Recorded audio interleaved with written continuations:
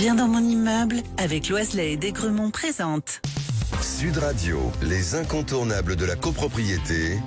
Thomas Binet, Philippe David. Bonsoir Thomas Binet, vous allez avec votre consultant Philippe Loiselet, par ailleurs patron de Loiselet et Desgremont, nous informer sur tous les sujets liés à la copropriété et plus précisément aujourd'hui les sinistres en copropriété. Absolument Philippe, on va aborder cette semaine un sujet pas très réjouissant, les sinistres, c'est-à-dire les accidents petits et grands qui peuvent se produire dans un immeuble en copropriété. Comment les déclarer à sa compagnie d'assurance, qui s'en occupe, etc. Donc on va voir ça avec Philippe Loiselet. De quoi parlons-nous tout de suite Philippe ? Il nous faut revenir sur un sujet déjà évoqué ici, la différence entre les parties communes et les parties privatives, parce que la réponse à votre question sera différente dans l'un ou l'autre cas.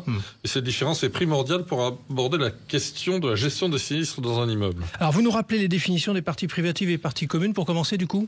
Pour faire simple, une copropriété est divisée entre les zones qui appartiennent aux copropriétaires individuellement, les appartements, caves, garages, etc. C'est ce qu'on appelle les lots de copropriété dont l'ensemble constitue les parties privatives. Et pour les parties communes du coup ? C'est tout le reste. D'accord. Les zones qui appartiennent à tous les copropriétaires ou à certains d'entre eux sont ce que l'on appelle les parties communes. Il s'agit des couloirs, des escaliers, l'entrée, le local poubelle, la cour, etc.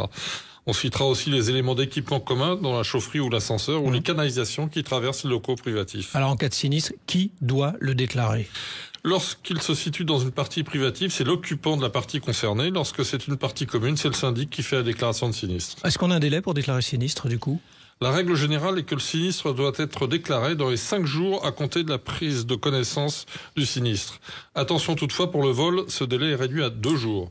Et pour les catastrophes naturelles, que sont par exemple les inondations ou les tempêtes, le délai de déclaration de sinistre est porté à 10 jours après l'arrêté interministériel qui constate la catastrophe naturelle. Alors on a un sinistre à déclarer. Quelle est la marche à suivre que nous devons justement respecter ? Si les parties communes sont concernées, vous devez informer votre syndic puisque c'est lui qui est chargé de gérer le sinistre pour les parties communes. Il contacte donc la compagnie d'assurance de l'immeuble, le plus souvent au travers de son agent ou de son courtier. Dans la déclaration, on doit décrire les éléments du sinistre. Il faut spécifier notamment la date du sinistre, l'origine et le lieu le plus précis possible de la survenance, une description des dégâts en joignant éventuellement des photos, une estimation du montant de ces dégâts et des réparations à entreprendre, par exemple avec un devis.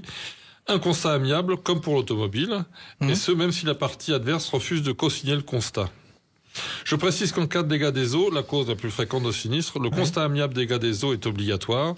En cas de vol, vous devez déclarer le sinistre dans les 48 heures suivant la découverte de ce sinistre. Alors vous vouliez justement faire un petit focus sur le dégât des eaux, le sinistre le plus rencontré. Oui, en cas de dégâts des eaux, qui est la première cause de sinistre, c'est en général le syndic qui va diligenter le plombier pour effectuer la recherche de fuite. En fonction des recherches entreprises, elle établira un rapport d'intervention indiquant si la fuite provient d'un lot privatif ou des parties communes.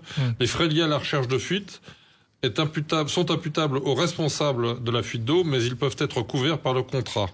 Ensuite, la gestion du sinistre peut être compliquée en raison des conventions que les compagnies ont signées entre elles. C'est un paradoxe pour simplifier cette question, mais qui finit dans certains cas par devenir très compliqué. Il s'agit notamment de la convention indemnisation et recours des sinistres immeubles ou IRSI pour les initiés. Alors justement, parlez-nous de cette fameuse convention IRSI.